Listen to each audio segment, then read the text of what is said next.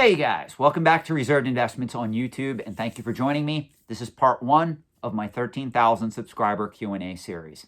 So with that being said, we do have a lot of ground to cover. We're going to get right into the questions. Make no mistake, if your question is not answered in this segment of the 13,000 subscriber Q&A series, it will be answered in an upcoming segment. I promise. Remember guys, this is only part one. First question. As someone who has spent the past year selling off collectible items that they thought they would never ever sell, what advice would you give to someone that might help them step back and remove emotional attachment to certain items? Well, let me start off with a joke here. Nobody ever gets emotionally attached to an S&P 500 index fund, right? I mean, one thing about antiques and collectibles, these are emotional assets. They're highly speculative, and the reason why we love them is because, obviously, there's some type of an emotional pull to these items, whether we're talking about rare coins, comic books, video games, collectible card games, vintage Star Wars, vintage toys, whatever it is. These are emotional assets. So the first thing that you need to do to make yourself viable and able to look at these markets as more of an investor, or at least somebody who is logically minded, what you need to do is understand your own relationship with money. The easiest way that I know how to get you to do that, simply read the book, The Psychology of Money. If you read the book, The Psychology of Money, a light bulb's going to go off in your head. Maybe you have to read it twice. Hell, maybe you may have to read it 3 times. But eventually a light bulb's going to go off in your head, and you're going to start to understand your own relationship with money. This is going to help you change your bad habits. So for instance, if your personal life is a mess, if you spend money foolishly, if you do stupid things financially, you probably do not have a good relationship with money in general. So if you end up coming into the antiques and collectibles trade and convincing yourself that you're an investor, you know what you're doing, you're going to end up falling into a pit of emotional attachment. You're going to make a lot of bad decisions, and you're going to get slapped in the face with a stale donut. That is a very bad place to be when you're already dealing with speculative items, let alone items that you have an emotional attachment towards. So that is the first step. The second step is watching a channel like this, shameless plug, I know, and understanding how these markets actually work, not how you think they work or how you want them to work. You need to realize that the people who are successful diversifying and investing in the antiques and collectibles trade, they have almost 100% control over their emotions and the items they buy. They look at these particular items from a logical standpoint. Now, obviously, when we talk about investing in antiques and collectibles, it's a little bit more abstract than investing in Wall Street, traditional Wall Street financials, whether we're talking mutual funds, ETFs, stocks, bonds, whatever it is. When we invest in Wall Street assets, we can look at things like a PE ratio. We can look at inventory turnover. We can look at how much sales the company did within the last year. And we can make logical assessments and decisions based on the reporting criteria that they took and they report it to Wall Street. When it comes to antiques and collectibles, again, these markets are a little bit more abstract. That's why I often kind of have to laugh when some of the people who invested in graded video games or Pokemon cards or some of these more speculative markets, they love getting in debates with me, and they quickly realize that, hey, there's really no fundamental that says just because Pokemon is popular today and it's going to be popular tomorrow, that because I'm investing in that market, I'm going to make money. These markets do not work like that, guys. These are very niche markets. I've said this before and I'll say it again. And again, I'm not trying to attack anybody. I don't care if you collect traditional antiques. I don't care if you collect highly speculative graded video games, Pokemon cards, Magic the Gathering cards, something in between, whatever it is. Some of you guys need to take a step back, and you just need to analyze how the average non-collector views these markets. If you do that, you're going to learn a lot. These are very niche markets. The internet is very siloed. And what I mean by that is if you want to seek out toxic dating advice, red pill bullshit that I already comment on in some of my earlier videos, you can find a ton of misogynistic men out there online that'll pretty much tell you how they think women are with very little experience interacting with those women. The same thing's true in finance channels. You can find very bad toxic advice on a lot of finance channels on YouTube that are going to tell you, put all your money in cryptocurrency, put all your money in gold, put all your money in silver. The whole financial system is going to collapse. It's fiat currency. It's all going to go to zero. That's 100% false, guys. But you can find that advice out there if you look hard enough. Same thing's true in the collectibles trade. There's a lot of hype-driven channels. There's a lot of TikTokers out there that are pushing antiques and collectibles because their videos are getting 10,000, 20,000, 100,000 views just by telling you, hey, we're at a yard sale today. We found this item for 50 cents. We can sell it for $50. So now what happens? Everybody's going yard selling, looking for this stuff. And those particular content creators make a lot of money by pushing this particular content up people's arses who don't know any better. So what I'm telling you is, if you don't break free, if you do not understand logic, looking at facts, analyzing data, forming your own opinion, you are going to get into a lot of trouble in these markets alone, let alone venturing into cryptocurrency, let alone getting toxic dating advice. That's why I tell people you have to be very careful. Whether you love my content, whether you hate my content, at least understand one thing. I am not blowing smoke up anybody's ass on this particular YouTube channel. I'm pretty much telling you that if you get involved in the antiques and collectibles trade and you don't know what you're doing, there is a significant chance, a very good chance, that you are going to lose a lot of money. Not even taking into account the inflation rate or the opportunity cost of what else you could have done with that money from the get-go. You guys need to learn. The people that make the most money in the antiques and collectibles trade are individuals like myself that are not only educated in antiques and collectibles, but they're also very well versed in business, economics, and finance. Most of these individuals are already financially established. They know how to play the game. They know how to make the money. They know how to analyze these markets. That's what I teach on this channel. That's where I want you to be. That's why I recommend your starting point. Read the book Psychology of Money. Go from there. You want another book to read? I'll give you one geared towards antiques and collectibles. Killer stuff and tons of money. Read that book. After you read the Psychology of Money, you're probably going to walk away with a different perspective towards antiques and collectibles than even the average person that stays at home and watches Pawn Stars has. And you're going to be well versed to at least start to make decisions in these markets that are going to benefit you, not hinder you. Okay? I hope I answered your question in full. Next question. Sean, regardless of how long you will have the item or if you have already sold, what was your favorite items you dealt with in 2022 and why? Okay, I'm going to name two particular items. One's on the antique side of the equation. One's on the collectible side of the equation. I did come in contact with a very scarce proof gold coin graded by PCGS in MS6, I should say PR because it is proof. PR 65 condition that is also CAC stickered. So that is right now sitting in my safety deposit box. I'm not going to tell you what it is. I may do a video on it. I haven't decided yet. The coin is worth roughly between $40,000 to $50,000. Honestly, I may sell it because I do have people that know that I have it and they are making very high offers. So if I would sell that coin, I could probably profit $12,000, $15,000 at present time. The only bad thing is I don't think I'll ever be able to find that particular coin again on the open market because the individuals that want to buy this coin, I know it's going in their personal collection and I know it's never going to come out of their personal collection because most of these individuals that want to buy that coin, they have higher net worth than me. So they can literally sit on a $50,000 coin for the next 30 years and it's not going to even bother them, if that puts that in perspective. So that is something that I'm struggling with right now.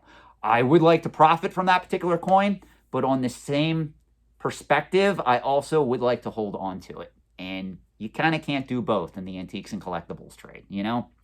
The other collection that I did get a hold of that I am really excited about, and it's actually sitting in climate-controlled storage right now, I did purchase a vintage AFA-graded Star Wars collection. And, you know, I'm always iffy on that market because if you've ever watched any of my earlier videos where I talk about the risks of buying, collecting, and investing in graded toys, specifically action figures, you guys know that I really don't like that market long term. but there are some pieces that I was able to get a hold of that I do want to put in my personal collection. So if I ever do a video on that, that would be quite exciting. I am thinking about it. I don't know how I'm going to approach that yet, but I would love to show off some of the pieces in that collection because there are a lot of awesome rare stuff that I got my hands on. And again, if I would sell that in the open market, I would probably do well because I didn't pay a premium for that collection. That collection was actually a find that I just came across where somebody said, Sean, this is how much money I'm looking to get for this. And I paid the asking price and pretty much took it into my own possession. So those are two examples of an item that I am attached to. I don't know what I'm going to do with those items, but they are currently in my possession. Good question. Next question.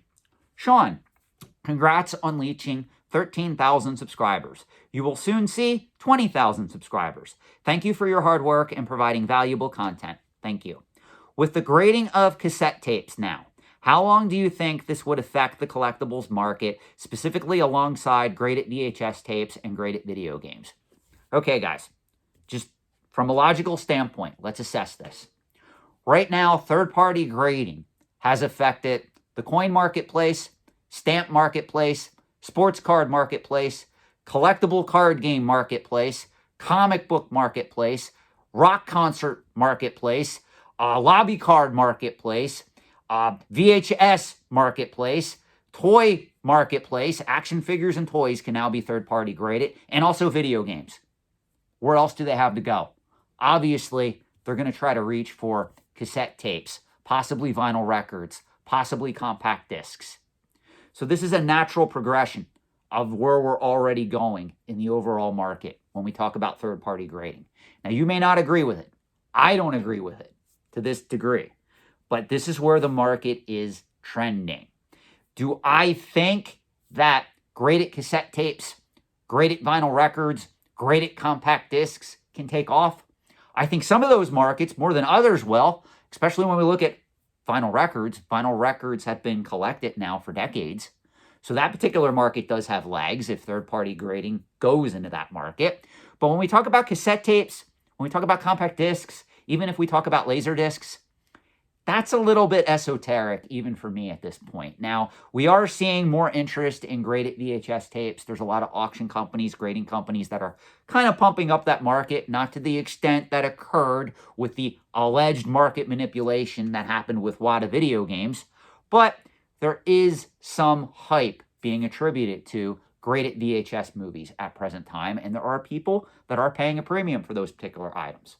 So whether you like the direction of the market overall, it is going towards physical media being third-party graded. So we are going to see that adoption take place probably over the next few years. Possibly, if it doesn't go as good as a lot of these companies want it to go, it may take 10 years or more for it to be fully adopted.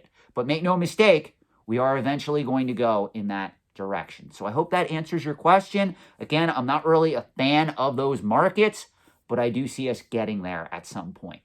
Next question. Sean, congratulations on 13,000 subscribers. Thank you. I started watching your videos sometime after the 10,000 subscriber Q&A series, and I'm thrilled that you have put the call out for more questions. I have 3. Great. First question. Do you think the upcoming Super Mario Bros. Movie has the potential to act as a catalyst in the video game collectibles market? No, not at present time, because video game collectors are not comic book collectors. Whenever Marvel puts out a movie that is based on a Marvel character, obviously the comic book that features the first appearance of that particular character that is now on the silver screen, it pops in price. Because all the Timmies, Kimmies, Poindexters, and speculators come out of the woodwork. They need to buy that comic book at that particular point in time. No idea why. They pay a premium for it. Then after the movie comes out, and a couple of months later, that particular comic book then drops in price, usually. It's a recipe for disaster in that particular market because the speculators, the Timmies, the Kimmies, and Poindexters, they never learn their lesson, and the cycle keeps repeating. You can actually make a lot of money profiting off of the stupidity of those speculators, off of those Timmies, Kimmies, and Poindexters that keep paying a premium for those comic books that increase in value because they're currently tied to a movie that was just announced or a movie that just came out. It is insane. Video game collectors aren't that insane. Don't get me wrong. Video game collectors have their own issues to deal with especially as we saw with the run-up in prices with WATA-graded video games, the subsequent crash. So there are issues in that market, but let's be realistic here. The average person that's going to go watch Super Mario Brothers, if they really want to play Mario Brothers or any of the Mario games after they get out of the movie theater, they're going to either go after what is currently being sold on the Nintendo Switch, meaning what are the 3 Mario games that are out right now? Super Mario Odyssey. There's the Super Mario Deluxe, the edition that was once on the Wii U that they now ported to the Switch. Or they're going to go after Super Mario 3D World, which is now also on the Switch. If they want to play a classic game, they're going to download it. It's not going to cause a massive speculative bubble in the vintage video game market. Now, there is one caveat here. If Illumination, I think, is making this movie along with Nintendo, if they do it right and they create a sequel, they create a 3rd movie, and then they get it in their minds, hey, let's do a movie on The Legend of Zelda. Let's do a movie on Donkey Kong. Let's do a movie on Kid Icarus. Let's do a movie on Metroid. This could potentially spur something that can act as a catalyst where people who grew up with these particular items, these games, they go to the movies, they watch these movies with their kids, and now they go home, they play the games with the kids, and the kids grow up and they want to collect those particular video games. So the answer is, in the short term, no, it's not going to act as a catalyst, but it could lead to that down the line. I want to make you aware of that. There is a possibility that dad, who's my age, he takes his son to see Super Mario Brothers, and it just forms some type of connection where that kid decides, hey, you know what? I want to collect Super Mario Brothers games when I get older. So it could kind of act as a catalyst, but it's not on par with comic books. And I want to make that part known. The people that are comparing this to comic book movies, they're out in left field. We're not at that point yet. It could develop into that, but we're not at that point anywhere near it yet. Next question. Do you think the 25th anniversary Yu-Gi-Oh! Booster Box reprints could set a precedent for other card games to reprint it in their original format? Yes, I do. Look what's already happened. Pokemon's already announced plans to do a redo of the original base set for Pokemon cards. We had the Magic 30th fiasco. I do think we're going in that direction with few exceptions. Do I think it's good? I think it's good for a lot of the people that just want to get those cards, play the game, and interact with them as they once were.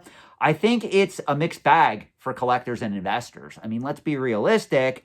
Even if Magic the Gathering broke the reserve list tomorrow and they said, we're going to reprint all of these cards and we're going to put them in draft booster boxes that sell for $89 at the wholesale level, I don't think it would actually hurt the collecting market per se, because people would still want the original Alpha, Beta, Unlimited, possibly Arabian Nights, Antiquities, Legends.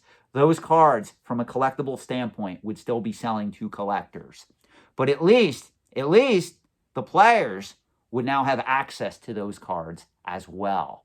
So that's the way you kind of have to look at it. Is this going to be a good thing? Is it going to be a trend? I think we're slowly marching towards that realm, simply because a lot of these companies, they want to make more money. These companies are greedy.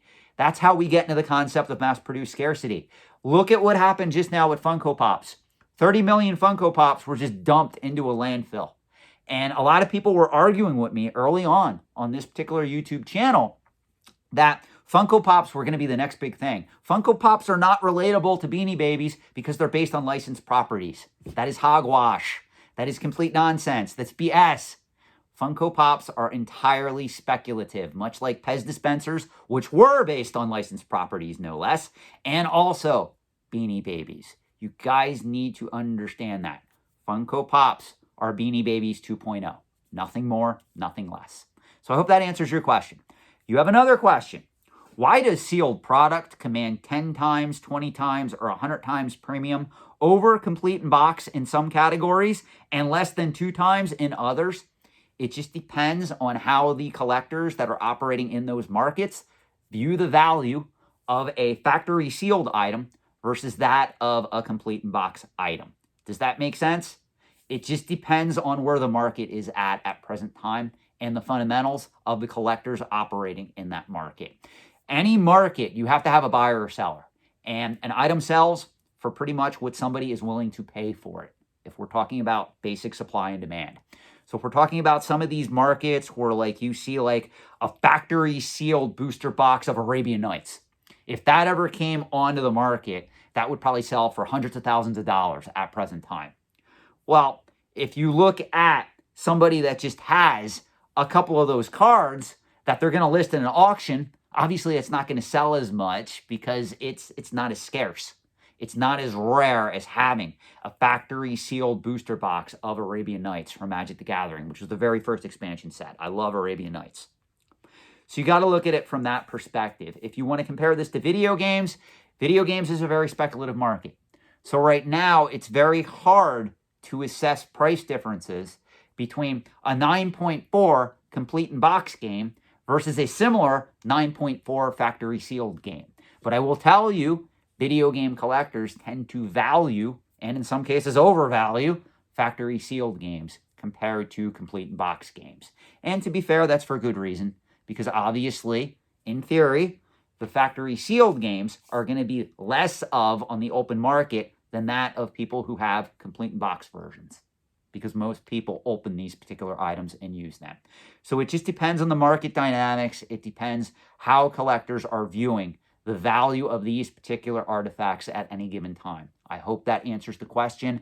There is no real fundamentals there because every collecting market is different. You can't say like, well, look at this particular Lego set that's factory sealed from the 1980s that's only selling for X.